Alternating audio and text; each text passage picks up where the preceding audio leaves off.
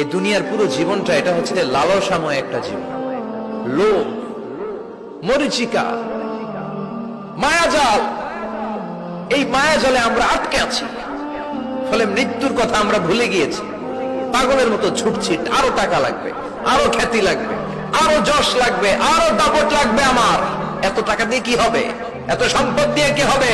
এত ব্যস্ততা দিয়ে কি হবে তোমার? স্টপ, থামুন, অনেক হয়েছে। আম্মা থামুন, take a rest, take a breath and think about death. Think that you have to go back to your Lord. একটু বসেন না, একটু ভাবেন যে আমাকে চলে যেতে হবে, চলে যেতে হবে। এই কোলাহল, এই ব্যস্ততা, এগুলো থাকবে, থাকবো না আমি। সাইয়েদনা ওমর ফারুক বলেছেন, মুতু ক্বাবলা আন তামুতু, মরার আগে একবার মরো। হাসিবু ক্বাবলা আন তুহাসাবু আলাইকুম, তোমার হিসাব নেওয়ার আগে তুমি একবার নিজের হিসাবটা করো না। কাগজ বের করে একটু লিখো না কি কি ভালো কাজ করছিলা, যেগুলো দিয়ে নাজাতের ওসিলা হতে পারে। 1 2 3, আর কি কি আকাম কুকাম করছো দেখো না, লিখে দেখো তোমার অবস্থাটা কি। মরার আগে একবার মরো। মরার আগে খাটের মধ্যে শুয়ে শটান করে চোখ বন্ধ করে একবার মরার ভান করে দেখেন কেমন লাগে। চোখটা বন্ধ করেন আর ভাবেন আপনি নাই, কি কি হতে পারে ভাবেন। আপনার ছেলে মেয়েরা কান্না জুড়ে দিবে, আপনার প্রাণের স্ত্রী বিলাপ শুরু করে দিবে, বন্ধু বান্ধবের চিৎকার আর মাতম, স্থানীয় এলাকার মসজিদে ঘোষণা, অমুক এলাকার নিবাসী অমুক ভাই অমুকের ছেলে অমুক দুনিয়ায় নাই। সব আত্মীয়রা চলে আসবে, ফেসবুকে স্ট্যাটাস দেয়া হবে, সবাই সবাইকে জানাবে বিকাল 4টায় অমুক হাই স্কুল ময়দানে আপনার জানাজা। ছুটে আসবে, সবাই ছুটে আসবে আপনাকে শেষ বিদায় দিতে, গুড বাই জানানোর জন্য, আল ওয়াদা, বিদায় জানাতে আসবে সবাই। 4 তাকবীর দিয়ে আপনার জানাজা হবে, অশ্রুসিক্ত জানাজায় আপনার বিদায় হবে। কাঠের খাটিয়ার মধ্যে করে কাঁধে তুলে আপনার কবরে নেওয়া হবে। আগে থেকে খুঁড়ে রাখা কবরটার মধ্যে আপনারে বিছিয়ে দেয়া হবে। বাঁশের কচি দিয়ে তার উপরে মাটির চাপা দিয়ে সব চলে যাবে। ভাবেন না একবার চোখ বন্ধ করে, this is the circle of life, this is the nature of life. এটা সবার হবে, আমার হবে, আপনার হবে। এত মায়া, এত ভালোবাসা কই যাবে? কেউ থাকবে না, সবাই আপনার অন্ধকার কবরে রেখে দিয়ে চলে আসবে। উপরে বাঁশের কঞ্চি, তার উপরে মাটির চাপা, অন্ধকার আর অন্ধকার। এই অন্ধকার যেন শেষ হতে চায় না, শুধুই অন্ধকার, ঠিক কিনা? এজন্য আমাদের চলে যেতে হবে। দাদা গেল, চাচা গেল, মামা গেল, আমাদেরকেও যেতে হবে, জোরে কোন ঠিক কিনা?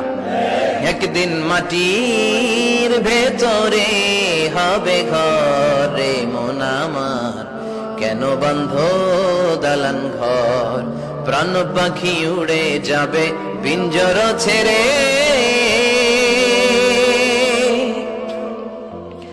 ধরা ধামে সবই রবে, তুমি যাবে চলে। বন্ধু বান্ধব যত, মাতা পিতা যারা সুত, সবই হবে তোমার পরে। মন আমার কেন বন্ধ দালান ঘর, একদিন মাটির ভেতরে হবে ঘরে মন আমার, কেন বন্ধ দালান ঘর, ঠিক কিনা? সব পরে থাকবে, চলে যেতে হবে আমাদেরকে। এজন্য আখিরাতের কথা যেন আমাদের স্মরণ হয়। বিশ্বনবী বলতেন, নাহাইতুকুম আন জিয়ারাতিল কুবুর, আমি তোমাদেরকে কবর জিয়ারত করতে আগে নিষেধ করতাম, কিন্তু এখন নিষেধাজ্ঞা প্রত্যাহার করে নিলাম। এখন সব সময় তোমরা কবরের সামনে যাবা আর জিয়ারত করবা। কবরস্থানে জানতো বড়ুয়া কৃষ্ণপুরের এই গ্রামের কবরস্থান আছে কোন দিকে? পূর্ব দিকে আছে, গোখরার জলের ওদিকে। যান আপনারা, একটু যাবেন, একটু গেলে আখিরাতের কথাটা স্মরণ হবে।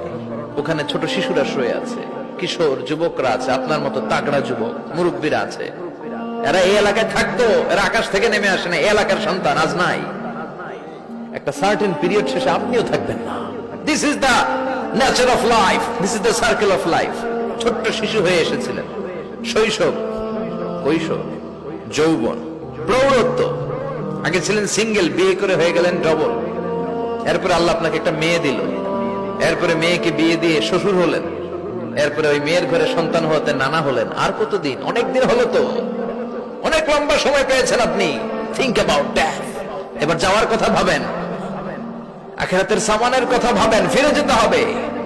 কি শক্তিশালী যুবক, বার্ধক্য চলে আসলে লাঠি ছাড়া চলতে পারে না। কুচকুচে কালো দাড়ি সাদা হয়ে যায়, দাড়ির শুভ্রতা, বয়সের ভার, রং ধরা যৌবন জং ধরে শেষ, ঠিক কিনা? This is the circle of life. যুবক ভাইরা, এটাই জীবন, চলে যেতে হবে, কেউ থাকতে পারবে না, ঠিক কিনা? এটা রিমাইন্ডার আল্লাহ এই সূরার ভেতরে দিয়েছেন যে তোমাদেরকে ফিরে যেতে হবে, এই লোভ লালসা ছেড়ে দাও। রব্বুল আলামিন বলেন, আলহাকুমুত তাকাসুর হাত্তা যুরতুমুল মাকাবির। ও গোলাম, দুনিয়ার সম্পদ, লোভ লালসা তোদেরকে পাগল বানিয়ে দিয়েছে। এই লোভ পাগলামি কোনোদিন তোদের থামবে না যতদিন না তোরা কবরে ঢুকবি, ঠিক কিনা? কার কথা? আল্লাহ বললেন, দুনিয়ার সম্পদ আর লোভ আর মোহে তোমরা গাফেল হয়ে গিয়েছো। আখিরাতের কথা বেমালুম তোমরা ভুলে গিয়েছো, কিন্তু আখিরাতে তোমাদের যেতেই হবে, কবরের বাড়িতে তোমাদের ঢুকতেই হবে, ঠিক কিনা? যেতেই হবে, আমরা ভুলে যাই। আলহাকুমুত তাকাসুর, অতিরিক্ত পাওয়ার লোভ, বেশি বেশি খাওয়ার লোভ, বেশি বেশি জমানোর লোভ মানুষকে গাফেল বানিয়ে দিয়েছে। এটা মানুষের স্বভাব, আরো চাই আরো চাই, এই স্বভাবটা আছে না নাই? দেখবেন ছোট বাচ্চারা মসজিদের দোয়া অনুষ্ঠান শেষে জিলাপি দেয় না? গড়িয়া কৃষ্ণপুর কি দেয়? আগে বাতাসা দিত না, এখন কি দেয়? জিলাপি দেয়, মিষ্টি দেয়। তো মসজিদের 2-3 গেট থেকে যদি দেয়, ছোট বাচ্চারা দেখবেন এদিক দিয়ে কয়েকটা নিয়ে আবার ওই গেটে লাইন ধরে। ওর হাত হলো ছোট হাত, ওর হাত ভর্তি জিলাপি, আর নেওয়ার জায়গা না, এরপর আরেক জায়গায় লাইন ধরছে, আরো লাগবে আরো লাগবে, এই আরো আরো আরো চাই, এই স্বভাবটাই মানুষকে কুড়ে কুড়ে শেষ করে দিয়েছে। এত লাগবে কেন তোমার? চাহিদার কোনো শেষ নাই, unlimited demand of human being. যার আছে বেশি তার চাই বেশি, যার সাইকেল আছে তার হুন্ডা চাই, হুন্ডা আছে তো প্রাইভেট কার চাই, প্রাইভেট কার আছে তো প্লেন চাই, প্লেন আছে তো হেলিকপ্টার চাই, হেলিকপ্টার আছে তো ওইটা চাই, ওইটা আছে তো সেটা চাই, ঠিক কিনা? এলাকার মেম্বার যে হয়েছে চেয়ারম্যান হতে চায়, আছে না নাই? চেয়ারম্যান সাহেব এমপি হতে চায়, আছে না নাই? এমপি সাহেব মন্ত্রী হতে চায়, আছে না নাই? মন্ত্রী সাহেব প্রধানমন্ত্রী হতে চায়, আছে না নাই? কিন্তু এই দেশে সুযোগ নাই। কথা কন, এই দেশে প্রধানমন্ত্রী সিলেক্টেড, 2-3 জনের বাইরে কেউ প্রধানমন্ত্রী হতে পারবি না, ঠিক কিনা? আমার এই জীবনে তো আমি 2-3 জনই দেখলাম। বেগম খালেদা জিয়া, মাননীয় প্রধানমন্ত্রী শেখ হাসিনার ছোট্টবেলা দেখেছি এরশাদকে, আমরা তখন ছোট। তো মানুষের চাহিদার কোনো শেষ নাই, যার আছে বেশি তার চাই বেশি। এজন্য বিষ্ণু বলেছেন, উনজুরু ইলা মান হুয়া আসফালা মিন, তোমার চেয়ে যে খারাপ আছে ওর দিকে তাকাও। ওয়ালা তানজুর মান হুয়া আ'লা মিন, তোমার চেয়ে যে ভালো আছে ওর দিকে তাকাও না, তোমার চেয়ে যে খারাপ অবস্থানে আছে ওর দিকে তাকাও। অনেকে নিজের অবস্থান নিয়ে সুখী না, এরকম আছে না নাই? আল্লাহ আমার এটা দিল না রে, ওইটা দিল না রে, পাইলাম না রে, কিচ্ছু হয় না, কি করব জীবন, হতাশ। আসলে আছে কিন্তু অনেক, কিন্তু শুকরিয়া নাই, টাকা, ঠিক কিনা? নিজের অবস্থান নিয়ে সুখী না, কিন্তু অনেক লোক আছে তারা আপনার অবস্থানে পৌঁছতে চায়। তাদের দিকে তাকিয়ে দেখেন, আপনি যে অবস্থানে আছেন এই অবস্থানে পৌঁছাটা অনেকের কাছে স্বপ্ন। তারা প্রতিনিয়ত সংগ্রাম আর স্ট্রাগল করে যাচ্ছে আপনার অবস্থানে পৌঁছতে, আর আপনি এটা নিয়ে সন্তুষ্ট না। শেখ সাদির নাম শুনেছেন? বালাগাল উলা কাশাফাত দুজা, এই কবিতাটা রচয়িতা, ইরানের বিখ্যাত এক কবি। উনি একবার আর্থিক সমস্যার মধ্যে দিয়ে সময় কাটাচ্ছেন, টাকা নাই, পয়সা নাই, পায়ে দেওয়ার মতো জুতা নাই। উনি খুব দুঃখ পেলেন, হায় রে, আমি ইরানের এত বড় কবি, আমার পায়ে দেওয়ার মতো জুতা নাই। দুঃখ ভরা মন নিয়ে রাস্তায় হাঁটতে বেরোলেন। হাঁটতে হাঁটতে হঠাৎ দেখলেন একটা লোক শুয়ে শুয়ে কাঁদছে, ওই লোকটার 2টা পাই নাই, পাই নাই। উনি সেজদায় পড়ে গেলেন, আল্লাহর কাছে ক্ষমা চাইলেন, আল্লাহ অনেক দিয়েছো, শুকর আলহামদুলিল্লাহ। এজন্য যেই পরিস্থিতিতেই থাকি না কেন আমরা কি পড়বো? জোরে বলেন, কি পড়বো? এজন্য কানাতু মিনাল ইসলাম, অল্পে তুষ্ট থাকার নাম হলো ইসলাম। সম্পদ লাগবে কিন্তু সম্পদের পাহাড় লাগবে না, ঠিক কিনা? অল্প খান, অল্প পড়েন, অল্প জামান, অল্পের ভেতরে বরকত ঢুকাইয়া দিছে কে? দেখবেন যাদের সম্পদ অল্প তারা সুখী বেশি। জরিপে এটা দেখা গিয়েছে, অনেক সার্ভেতে এটা এসেছে, যারা সম্পদশালী এরা দুঃখী বেশি, এদের দুঃখ বেশি, টেনশন বেশি।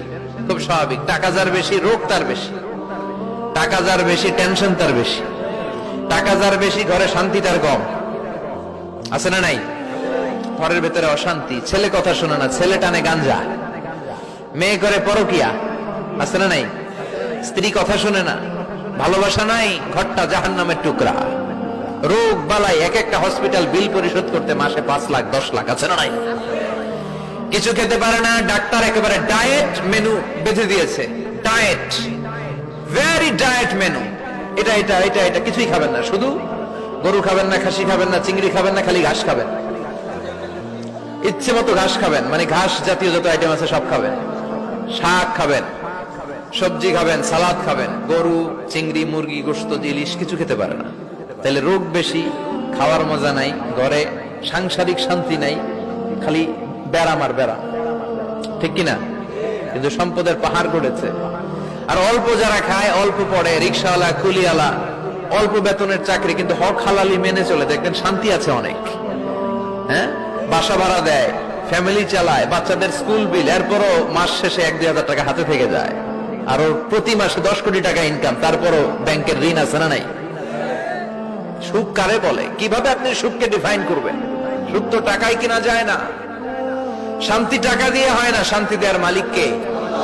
শান্তি আছে অল্প খেয়ে শুকর করার মধ্যে, শান্তি আছে আলহামদুলিল্লাহর মধ্যে, চিল্লায় বলেন ঠিক কিনা? এজন্য অল্প খাবো, অল্প পড়বো, অল্প জামাবো, অল্পের ভেতরে বরকত দিয়েছে কে? দেখেন ধনী ভাইরা খেতে পারে না, কিন্তু রিক্সাওয়ালার কি সমস্যা হয়? রিক্সাওয়ালারা সব খেতে পারে, কুলিওয়ালা, দিন মজুর, এরা একেবারে স্লিম সুঠাম দেহি, মেদহীন পেট, পেটে কোনো মেদ নাই, ভুড়ি নাই। আর কোটিপতিদের মেদ আছে না নাই? এত বড় বড় পেট, ঠিক কিনা? আমাদেরও পেট আছে, তবে হালাল পেট, এটা হারাম টাকা দিয়ে এই ভুড়ি বানাই নাই আমরা, ছেলে বলেন ঠিক কিনা?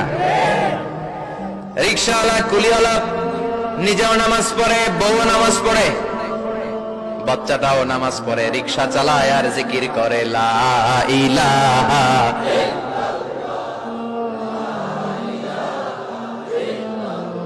লা ইলাহা ইল্লাল্লাহু মুহাম্মাদুর রাসূলুল্লাহ সাল্লাল্লাহু